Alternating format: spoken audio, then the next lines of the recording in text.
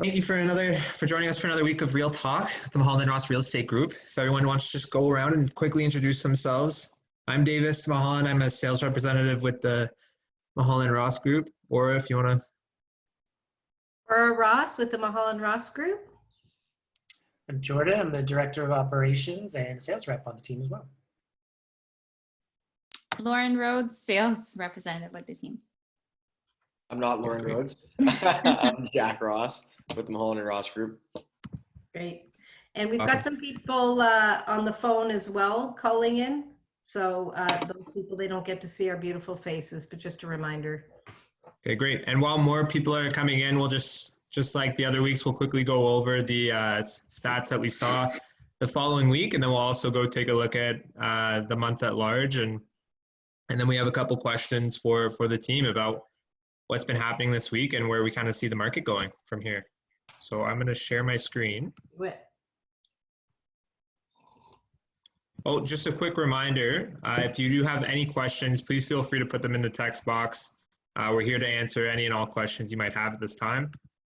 So please don't be shy and let us hear it. So here is, again, on our Instagram. If you're not following it already, I definitely recommend it. We keep it pretty up to date, just week by week in terms of what's happening in the market.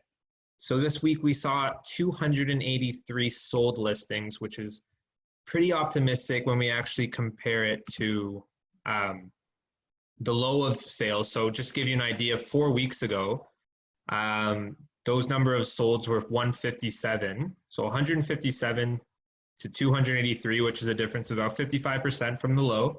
So things are starting to pick up, which is, you know, with all these announcements and people are starting to open up shop and start to slowly get back to normal. Being buyers and sellers becoming a little more comfortable with, interactions and kind of going back to business. So that was optimistic. And that photo is actually our new listing on Keynes Avenue. That's coming to market later this week, which is exciting. Beautiful custom home. Beautiful custom home, yeah. So we got our April stats in. So there we can see this is average prices for all home types in Toronto.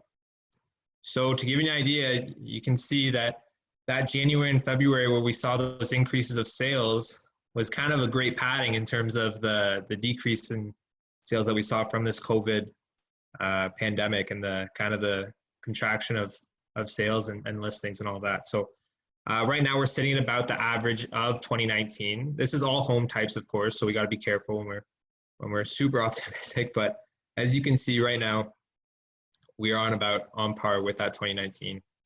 We take a closer look at the detached. So this is detached Toronto. You can kind of see that a clear picture of that decline. So again, January and February, we were really feeling that heat and we were seeing the market pick up. We were seeing that really a price increase. And now we're kind of sitting at those April of last year numbers, right? So, sorry, go ahead, Aura. I'm just wondering, I'm looking at the graph and I'm sitting here wondering, even if we didn't have the pandemic we're dealing with today, I just wonder if this pattern would have looked similar to last year's pattern or the pattern of 17 or so many of the previous years where we saw it go up and it came down. That was a pretty big spike up. Mm-hmm. Oh, so you're saying without COVID, you think you would have seen a dip down? Well, maybe. I wonder if the pattern would have just taken a few more months to dip. I don't know. Anyway, go on. I'm sorry. No, it's funny you say that because we were actually thinking that when we were going into January and February, when not much has changed in terms of buying power and incentives, and really, but we were seeing that increase in pricing, and we were kind of like, you know, what's happening here? So, yeah, but you know, it feels like the sky's falling sometimes. But to kind of take a bigger picture look and see that those price averages are still at those 2019 numbers, kind of gives you a second. But again, this is all areas of the city, and they obviously are different across the board. So this is condos here to give you an idea. So again, a similar pattern. Below here, you'll actually see those average prices. So still really high numbers, impressive numbers for your average condo apartments. Obviously a dip from that 730 average price in February, but we're still looking at those 2019 prices as of now. But sorry, can you go back to that? And if this is boring, anybody listening in, just give us a wave. If you look down at the bottom left corner there where you see the actual average prices, and you can see February's condo price, City of Toronto went up to 730,000. I don't even know what that is year over year. That's huge though. Yeah. I think that's 50, it's got to be 15%. So again, I have to ask, even without everything we're going through, what was supporting that price increase, right? Yeah, and that's a condo market in Toronto that was experiencing, even before 2019, right? From like 2013, 2014, you were seeing like incredible growth year over year that some were really arguing like, hey, this is not the most sustainable. So it's interesting to see now that, yeah, but it's a good point. Even if COVID wouldn't happen, I wonder what the pattern would look like in the trajectory of the price. Mm-hmm. So here's your 5-year. This is just a bigger picture of those detached home prices, right? So you're going to see your 2020 here, and then 2017, these are your 2017 prices. So again, when we were coming out of that January, we were really feeling that heated market. And for the City of Toronto, you're even flirting with those highs of that 2017. In fact, that was the conversation with most realtors, was this is starting to feel like 2017 again. Yeah, and it's funny you say that because we were seeing in 2019, just around here in the fall, the majority of people that were buying real estate from our listings especially were actual realtors, right? Yep. So it was pretty interesting seeing people that were actually involved in the business. They were the ones that were actually buying the most. So does anybody have any other comments in terms of this graph? Or? What I love about my 5-year graphs is we tend to, you know, in the last couple of years, I think we've all expected huge growth in a short period of time, right? We were getting used to the 10 to 15% a years. It was nice. We became used to it. So anything less became disappointing and almost considered a bad market. And but when you have a broader look, I've been doing this for 30 something years. They say over the 30 years, it actually just averages about 4 to 5% a year. When I look at that number, that black line, where it was going, I got to tell you, that was getting scary again. We were going into a stratosphere again that we were, you know, what was going to be the thing to knock us off that peak? And that was really the conversation with your sellers, right? I remember a lot of those conversations was, hey, we're here. You know, let's appreciate where prices are right now. This might be a great opportunity. Well, there's yellow is 2016, and Lauren, you remember 2016 because you were running like crazy with buyers on the team, bidding wars everywhere, right? Yeah. Every sale, the price got higher. Yeah. Did it feel good? No. And so if that was a record year, and we're coming back to it, well, I guess we could say we've lost some time or whatever. But again, as long as we hover around that, we should all be very grateful that our prices are doing well. I was talking to an old neighbor today who I've connected with on Facebook. She's curious about Toronto prices. She lives in a suburb just outside of Chicago on a 1/4 acre, 4-bedroom, pool, gated community, the works. It's worth about $665,000. She said the same price she paid for it 17 years ago. Wow. 17 years. 17. So we're sitting here at a 5-year going, oh, what, you know, I hope we don't go back 17 years. We should all be very grateful. Yeah, truth. Yeah. And if the demand and if the supply stays low, right? Yeah, totally.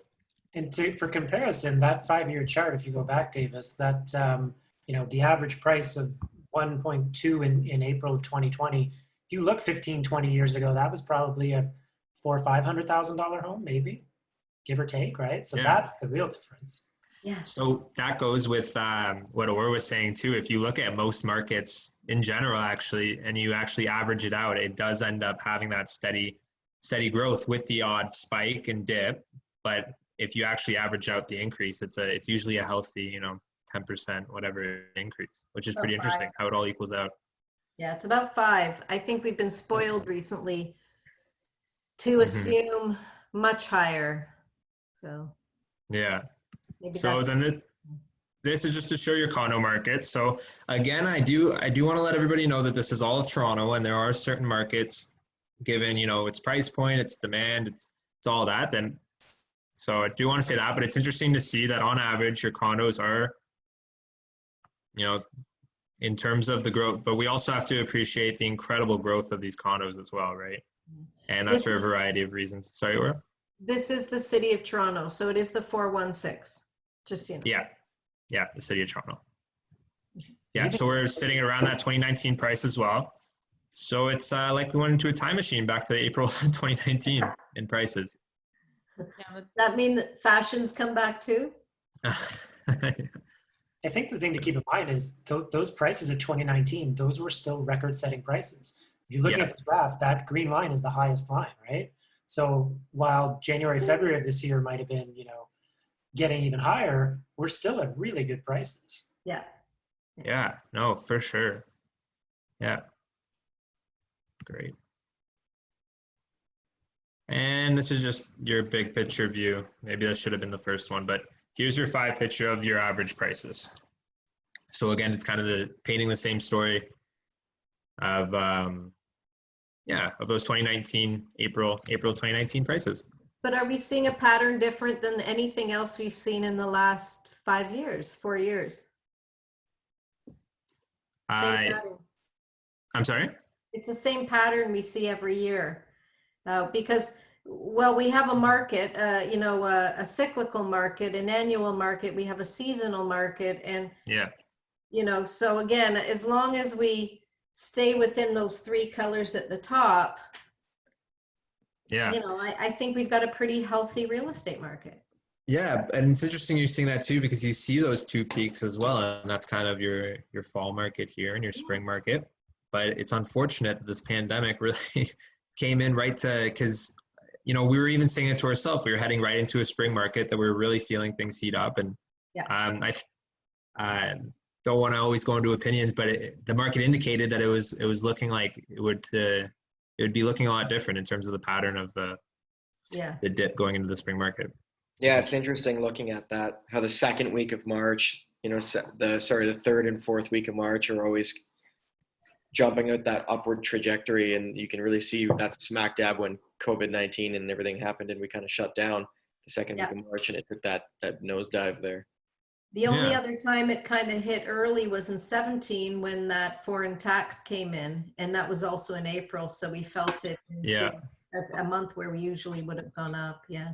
So I guess another question would be, or just an interesting thing to keep an eye on is, focusing on this fall market, if we're going to see a fall market, or if we're going to see maybe a summer market in terms of this spring pent up demand. And if things do go well and things start to loosen up and open up, and interesting. But why don't we go into some of these questions that we've received? Also, if anybody happens to have any questions, again, please feel free to unmute yourself and ask away. Also, you can set it in through the text box. Love to hear from you. This is your time to ask us anything, of course, about the real estate market. That's obviously changing day by day quite dramatically. So let's dive into these questions.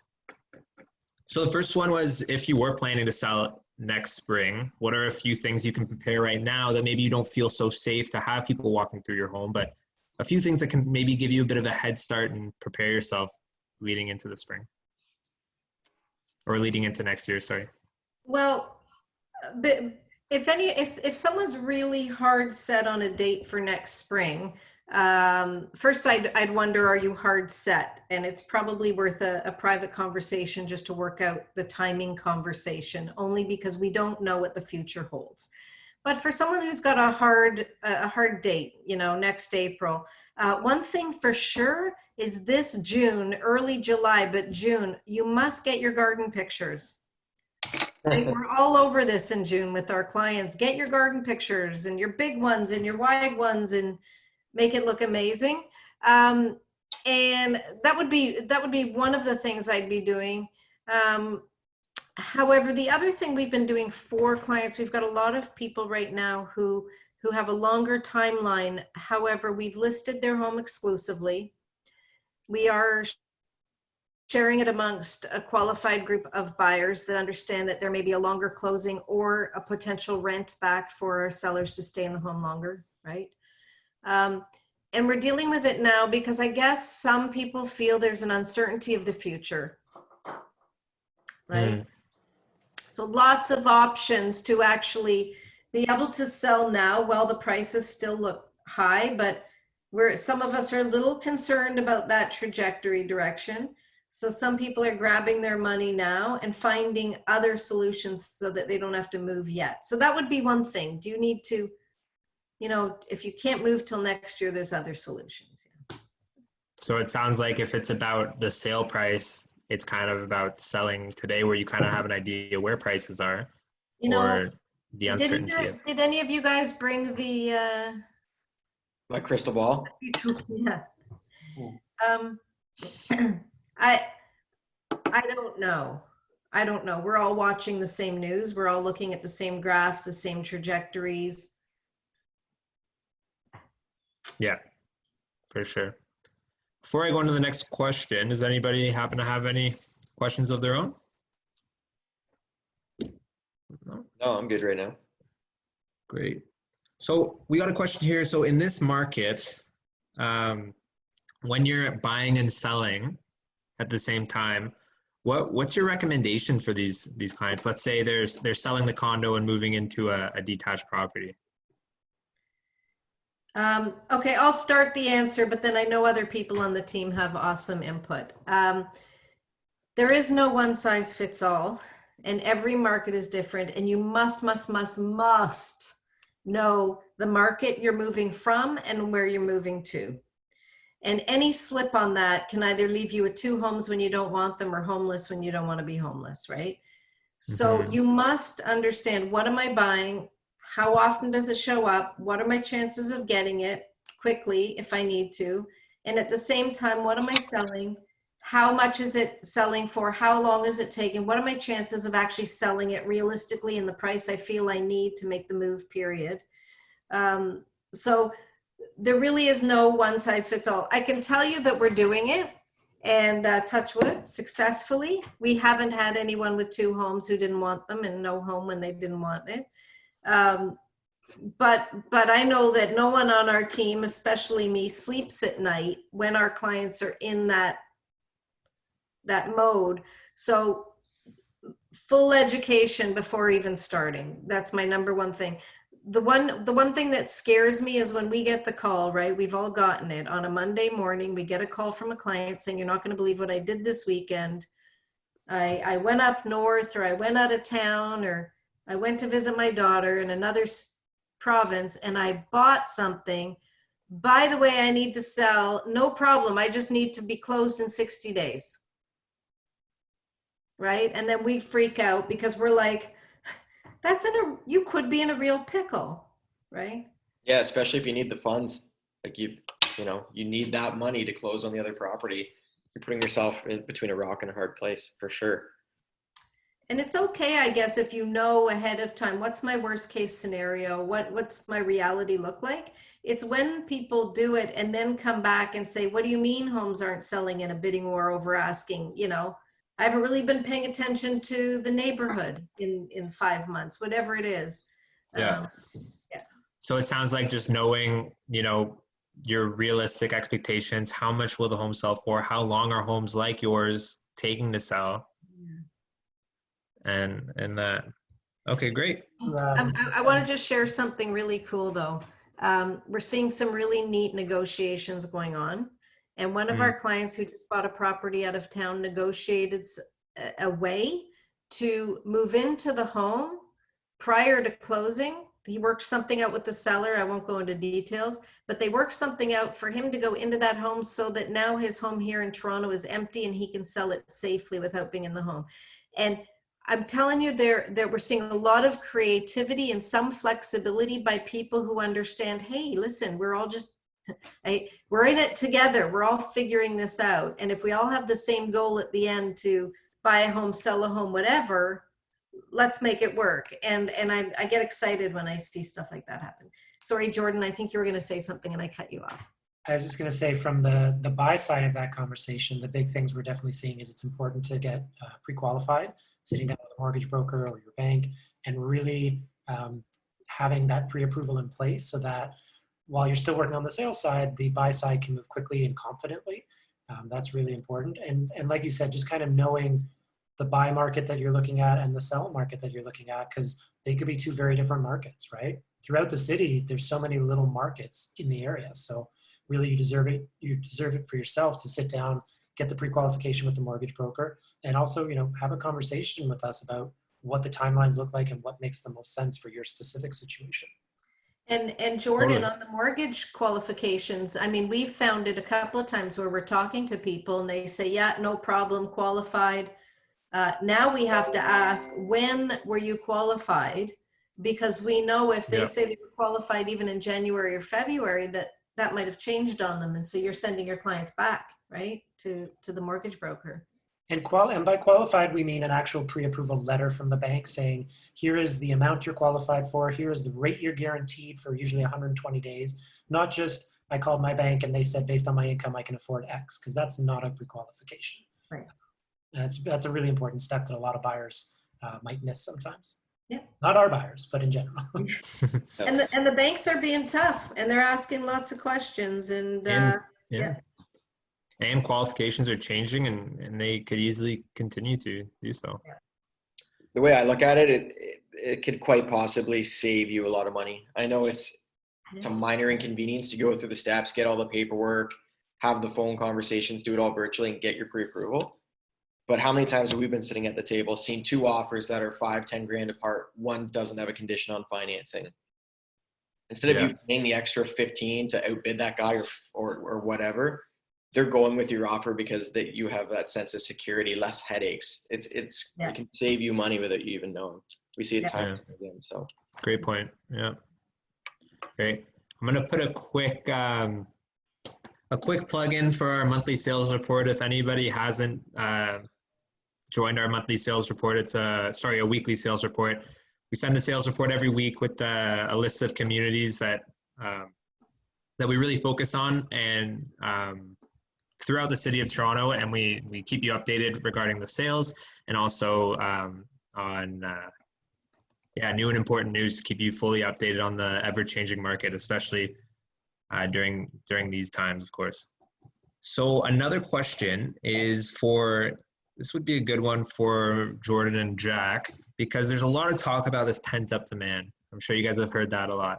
So there's this incredible pent-up demand. Once everything opens, like a flip of a switch, buyers are going to be running out in the streets and it's going to be business as usual. So I'm wondering, because Jack, I know that you've been walking through some of the higher priced homes, detached properties in the higher price point. And then Jordan, I know you're working with a few buyers in the condo market, the higher density properties. Just wondering what you guys could make. Jordan, if you want to start us off, do you feel this sense of pent up demand? Do you think that buyers are waiting to be comfortable to really hit the streets, or what are your thoughts?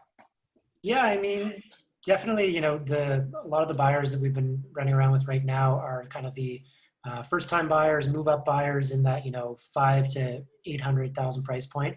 And I feel like some of them for sure have taken a step back saying, we're going to wait till things get back to normal. Although even in the last few weeks, we're already starting to see some of them jump back in now because, Ford just announced a whole bunch of things that are starting to open up as of today. So really, we are starting to see buyers be more confident. Even the last few weeks, we're seeing number of showings go up, offers being registered, everything like that. But the interesting part I'm finding with some of our buyers is that they're not necessarily in a huge rush, so they're waiting for prices to come down even more. Whether they will or not is another story, but in some of their minds, they're waiting for prices to drop. But I haven't actually really noticed a huge lack of inventory in the condo apartment, condo townhouse area. There's actually some really good properties out right now. And what we're seeing when we actually do see them sell is that the list to sale price, there is a bit of a gap right now. So as a buyer, there is lots of opportunity. You know, if a property is listed at 730 and you think you pay 675 for it, offer 675, and you'd be surprised where that sale price might end up. So yeah, I know it was a lot. Wow. That's a different conversation than we've been having for like bazillion years. Yeah, even a few months ago, right? Yeah. That's really interesting. Well, in my world, we've been seeing a couple of things. Like I could say at the beginning of all this, there was, you know, because nobody knew where anything stood. Nobody really knew what had happened to house prices overnight because the pandemic kind of just happened. Like when they shut us down, everything changed, right? So nobody really knew where prices were at. So for the first month, and even now to some degree, but I would say not nearly to the extent that it was, there was a huge disconnect between what buyers' expectations were because of COVID-19 and what a seller's expectation was. And, you know, everybody thought that instantly, you know, prices had fallen dramatically and there was an opportunity to really cash in and save some money. And that wasn't the case in most situations. Obviously, in some tighter deadlines, there was more motivation to sell and things like that. But for the most part, big picture stuff, there was a bit of a disconnect. And I find that as we get into this further, there's more information and people are using that to educate themselves. And we have a better understanding now of where prices are, and buyers have a better expectation, or a more realistic expectation, I should say, about how and where to make their offer and when to make their offer, which was really interesting to see over the past 2 months or so. I guess there'd be more information, but there'd also be more like effects and implications of the actual, you know, results of any and all of these lockdowns and all that, right? Oh yeah, it's ever changing day to day. And Aura, you look like you've got an interesting something there. Well, I was just going on, you know how you were saying that sellers' expectations, you know, they always take the longest, I find, to come to reality. And a lot of them were sitting high, because I know you were showing a lot of homes and these sellers just were not, you know, they were asking more than they would have gotten even in February, you know, seeing that. Yeah. But what was really neat was I don't know if you remember, as a team, we were looking at some numbers recently of average prices, and it showed Toronto prices of detached homes, and it showed the average home is selling at 100%, which is great, right? However, it also showed the average list price of something like 1.3 and the average sold price of 1.1, whatever area we were looking at. And it became confusing. How is it that it's at 100%? And when the news talks about list to sell ratios, what they're telling us is, of the homes that sell, this is the ratio. Yeah. When we look at little pockets with our clients who are thinking about buying and selling, what we can really see really quickly as realtors when we have all the data is, yeah, okay, homes are selling 100%. That's a great sign, but look there's 19 homes that haven't sold. Only 4 of them have sold. So it's telling us the 4 were the only ones who priced it right. Real. Yeah. Yeah. Yeah. And so we can see how much everybody is actually sitting over. And so maybe next week we can show samples of that in different pockets. But it's interesting because I know even in every format, you only get bite-sized pieces of the data. And it's really hard to understand what we're seeing as realtors when we see it all in front of us. Yeah, the news has a tendency to go so big picture and often paint things a little bit rosier than they can be in some situations.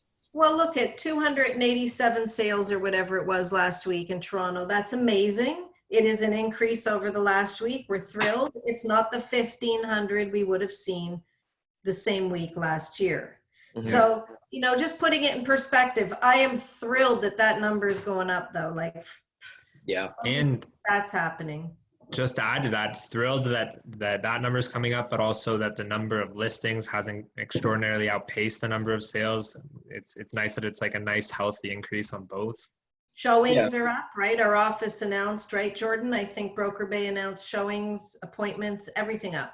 Yeah, so like I would say, just to circle back, like what I'm seeing in that luxury market is just that buyer confidence. People are just getting a little more familiar with everything that's going on and more confident and comfortable going out and or making offers because they're getting used to using technology and building those virtual relationships with their agents. And so we're seeing more activity. Definitely In fact, more supply. you've seen some pretty big sale prices come out of homes that you might not have even expected that were quite positive, right? Yeah, absolutely. Like, so there was 2 sales in Willowdale West. Raider one was over 2.9 million on a 50-foot lot, and the other was just under 2.9 million on a 50-foot lot. And beginning of COVID-19 lockdown, everybody would have assumed that house would have sold for significantly less instead of fetching nearly what they were asking in the market. So when you're getting pretty close to asking on a $3 million home in these conditions in the last couple of weeks, Right. that says something about the supply and demand and the fact that there's still people with money that have been sitting on the sidelines and maybe now instead of competing with 5 offers, maybe they're competing with 2 because they're pre-qualified. And maybe it's about we're changing our attitudes towards real estate in our homes again, because this has also been a conversation with many people in my age group, especially, and my peers who have been at it as long as I have, because we've watched the relationship change. I know that for the last 10 years, I feel like even people looking at new homes and yes, they're looking at kitchens and bathrooms and so on. The big question is, what's my house going to be worth next year? How much rent could I get out of it? But, it becomes this investment thing. Whereas many years ago, it was just a home. I'm going to raise my 2 feet, 3, 5 kids. I'm going to live here for 30 years till I'm going to watch my kids get married in the backyard. Right. And it wasn't about what's it going to be worth? What's it worth tomorrow? So maybe that's changing where families are saying, I can afford this house. This is the area I want to live, and I'll live here for 20 years, 30 years. It's all good. I think that's even a deeper conversation in terms of the Toronto real estate market. It's kind of more turning into that. And a lot of your buyers today are investors, right? So, but I don't want to really go down that rabbit hole. And yeah, speculation will always be here. It'll always exist. So. Yeah, but it's always good to keep in mind, like, who are your buyers? Who's buying these condos? Who's buying these detached homes? Is it families? Is it investors? Absolutely. Right? I think the main thing I heard both of you say, Jack and Aura, is that really there are homes selling, the homes that are priced right. And so that's a deeper conversation as a seller of, we can sell your home, but we need to price it right to make sure that it does sell. And it's that same conversation we're having with buyers of like, let's figure this out and figure out what to offer that makes sense. And that's how homes are selling. Yeah, absolutely. Well said. Great point. Great. So we already touched on, Ford's announcing the opening of a few different stores, and we kind of touched on how sellers and buyers are both kind of getting more comfortable. We're seeing a little more foot traffic. If somebody wants to touch on maybe the policies that are making buyers and sellers a little more comfortable in terms of relating to the pandemic and certain policies that you're using, maybe you can even touch on, I know that there's certain clauses that we've added to offers, the COVID clauses. Yeah, I don't know who. I'll jump in. There's a bunch of stuff on that. Just in terms of habits right off the top, definitely a lot of things have started virtually more so than in person. Doing buyer showings virtually first, physically or virtually walking through, 4, 5, 6 houses before we narrow it down to the 1 or 2 that actually will work, instead of driving around the city and taking up a lot of time to go into the houses that wouldn't necessarily be the right fit. Doing virtual open houses for our sellers and getting buyers to virtually see the house. We've been doing those on the weekends. And there's a link in the chat box to our upcoming virtual open houses. And then also policies and procedures that the agents and the brokerages are putting in place for everyone, the sellers and the buyers, to acknowledge, they haven't been sick in the last 2 weeks, not showing any signs or symptoms. haven't been near anyone that they know to be sick, haven't been too much traveling, so that we're limiting exposure when we physically do go in and out of houses. And then, of course, all the precautions of, masks and gloves and hand sanitizer and, not necessarily touching a lot of things in the house, keeping that social distance. We're definitely taking all the precautions to make sure that we can get people into houses when it's absolutely necessary at that point. And if you really want to get fancy, shameless plug, but our new listing has an actual virtual reality tour, that 3D Matterport. If you have the VR goggles, you can literally do a virtual reality tour. So shameless plug, 162 points. Just throwing it out there. Definitely helpful. We're doing, we did a video for one of our new listings coming out, and we're showing the floors, we're showing the cornice moldings, we're showing, like, we're zooming in on the details, the hardware, all the stuff that if we're standing in the house, you'd be looking at. We're trying to give you as much information as possible, as Jordan said, so that you can make some decisions before you have to start walking into the homes. I definitely have to say the virtual walkthroughs first, the buyers that we've been doing that with have really appreciated it. Yeah. I had a buyer a few weeks ago that we were looking at houses in Mississauga, in the central Toronto, and then out towards Scarborough. And because they weren't 100% sure where they wanted them, we managed to walk through 8 homes virtually in about an hour and a half. And that would have taken about 4.5 hours in the real world. And from there, we narrowed it down to 2 properties that fit what they wanted and they could tell would be better fits. And so those were the ones that we physically got into. And I think they were really appreciative of the time saved there. For sure. Yeah, it's been pretty time consuming too, because to think about before this, your first showing would kind of be looking through the photos at home already, and that would be like your first look at the property. And then your second showing would be the in-person, and then you'd usually go for that second or third showing in person if you really enjoyed it. But now your first showing still the pictures, and your second showing now is a detailed virtual showing for us. So it's really efficient. You can, like you said, Jordan, you can go through a lot more homes. Yeah. That's great. So the last question I have here, and I hate to put you guys on the spot, but I want to hear what your outlook is for the month of May. Where do you guys see that chart going? Is it going to the moon? Is it going? Who's going first? Oh boy. I know we're not economists, and it's hard to have opinions in this, and we really have to go off of what the market indicates, but I'd love to hear what you guys think about in terms of the longevity of this. I'll go last. Just the short term of the next month. Which market are we referring to? Toronto as a whole? Are we looking at sub-markets? Are we looking at condos, houses? Let's just do I would say a general big picture. all of the angles that we were looking at on I'm those charts frozen. are going like this. Gora and Davis are freezing. Hopefully they come back in a sec. Personally, I think we're going to see things potentially level for this month would be my guess. Seeing that the government just did announce a whole bunch of stuff that's going to be opened up and released, and also seeing that our graphs are showing that over the last few weeks, sales are increasing, number of showings are increasing, number of registered offers are increasing, and more buyers are starting to jump off the sidelines that did step back 8 weeks ago. Personally, I think the month of May is either going to be stable or maybe even a slight increase, maybe 1%, but nothing crazy. I don't think it's going to shoot up to the moon personally. But I don't know. My crystal ball doesn't work either. Well, 3 out of the last 5 years for detached home prices, like if you look at, they've dipped in the month of May for the first 2 weeks of May. So my guess is we're going to follow that trend, if I had to guess. I agree. Oh, I think Davis is muted. Oh, Davis, you're mute. You guys didn't hear that great monologue I just had to myself? Yeah, I agree. But on being on the ground, prices are definitely not falling through the floor, right? So stability, maybe a bit of a dip, but maybe not as much as we saw in that March to April.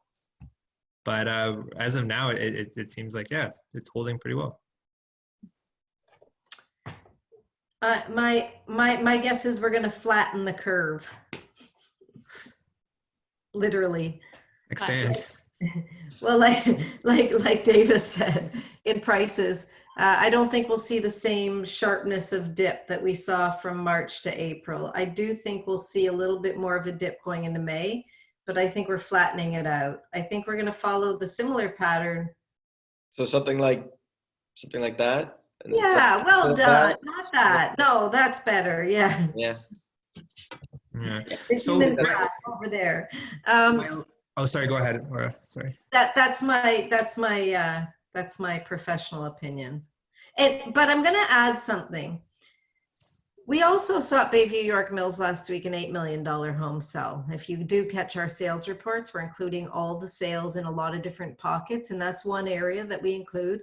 And it has been pretty dry in there for the last few weeks if you've been watching it. $8 million home sells, so that does tell me there's still confidence and money in the market, right? So I believe that homes that are special, unique, special neighborhoods, anything like that are still doing well. So for example, we know that there's, ravine properties or a custom built home that isn't like all the others on an exceptional lot. Or I truly believe right across the city in good neighborhoods, those homes still hold the demand. Yeah, that's interesting, to note.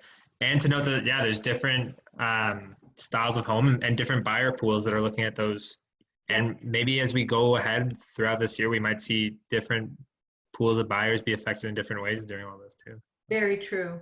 I guess my last question would be if people are listening to this, they're saying, hey, Mulholland Ross Group are kind of saying that the market might not go up tomorrow. So if you're a buyer, what are the risks? What are the rewards of timing the market? Maybe holding off for now in terms to get that great deal in a few weeks, maybe a month, 2 months. How do you know that the house of your dreams will be on the market 2 months from now? Oh, but I'm not looking for the perfect house. I'm more looking for a great deal.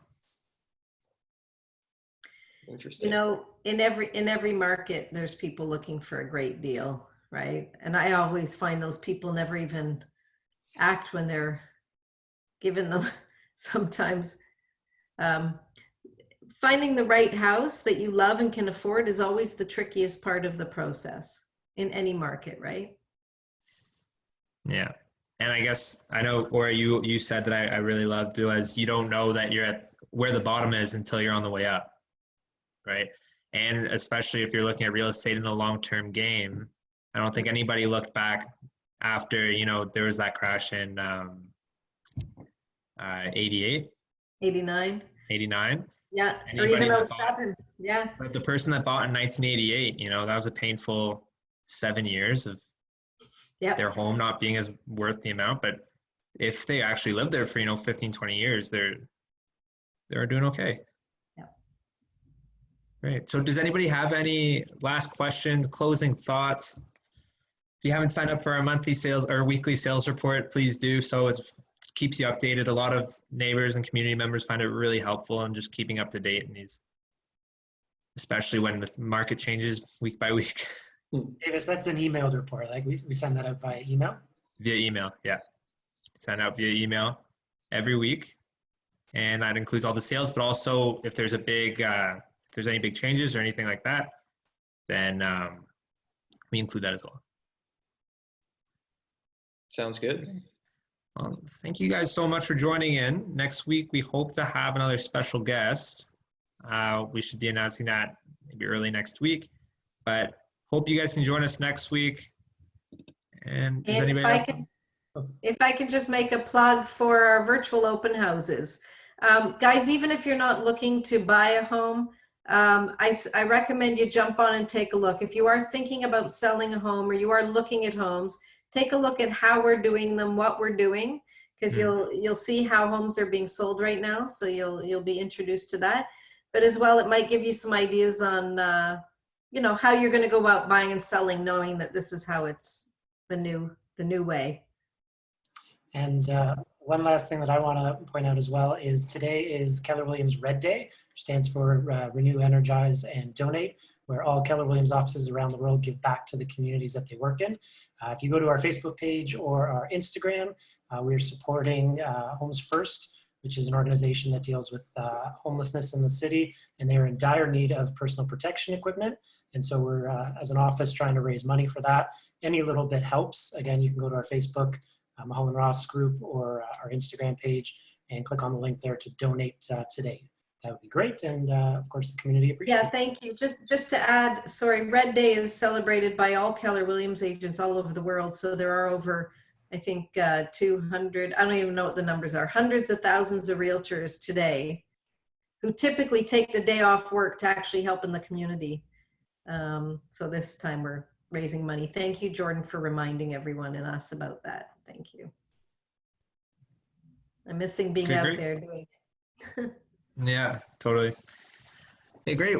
Well, thanks again so much for everybody joining us, and we hope to see you next week. I'll be here. Bye. All right, till next time. Thanks, Davis. Thanks, Davis. Thanks, everyone, for joining. If you have any questions after this, feel free to shoot them our way. We'll keep answering them.